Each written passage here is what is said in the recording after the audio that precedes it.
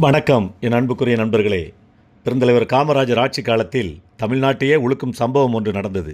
கள்ள 100 ரூபாய் நோட்டுகள் பெருமளவில் தமிழ்நாட்டில் புழக்கத்தில் விடப்பட்டன. தமிழக பொருளாதாரமே ஸ்தம்பிக்கும் நிலையும் ஏற்பட்டது. காமராஜர் தன் நேரடி மேற்பார்வையில் ஒரு தலைமை போலீஸ் அதிகாரியை நியமித்தார்.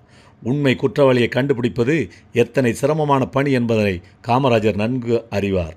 அவர் அதிகாரியிடம் கூறினார், இந்த விசாரணையில் எந்தவிதமான தயவு தாட்சணியமும் காட்ட வேண்டிய அவசியமில்லை. கதர்ச்சட்டை போட்டிருந்தால் அதற்காக யோசிக்காதீர்கள். சந்தேகம் ஏற்பட்டால் உடனே கைது செய்து விசாரியுங்கள். எனக்கு சொந்தம்னு கூட சொல்லுவான், அதையெல்லாம் லட்சியம் செய்யாதீங்க. இந்த மாதிரி கேஸுகளில் பெரும் புள்ளிகள் தான் சம்பந்தப்பட்டிருக்க முடியும். அதற்காக யோசனையோ தயக்கமோ பயமோ வேண்டாம். உங்கள் கடமையை ஆற்றுவதில் எந்த அரசியல் தலையீடும் இருக்காது. அப்படி இருந்தாலும் அதை லட்சியம் செய்ய வேண்டிய அவசியம் இல்லை. உங்கள் கடமையை செய்யுங்க. என்னுடைய முழு ஒத்துழைப்பு உங்களுக்கு நிச்சயம் உண்டு என்றார் முதலமைச்சர் காமராஜர்.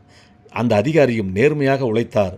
மாறுவேடம் பூண்டு கள்ள நோட்டு அதிபர் வீட்டில் பணியாளராக சேர்ந்து பல கடினமான வேலைகளை செய்து கஷ்டப்பட்டு துப்பு துளைக்கி கையும் களவுமாக குற்றவாளிகளை பிடித்து தண்டனையும் வாங்கி கொடுத்தார். கள்ள நோட்டு தயாரிப்பில் ஈடுபட்டிருந்தவர் கோவையிலேயே மிகப்பெரிய மில்லதிபர் ஆவார். மிகுந்த செல்வாக்கு பெற்றவர். அவரையும் அவர் சகாக்களையும் கைது செய்து விசாரணை நடத்தினார் அந்த காவல்துறை அதிகாரி. பிறகு குற்றம் நிரூபிக்கப்பட்டது.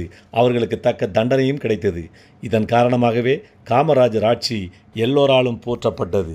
வாழ்க பெருந்தலைவர் காமராஜர், வளர்க அவருடைய நியாயம், வாழ்க காமராஜர்.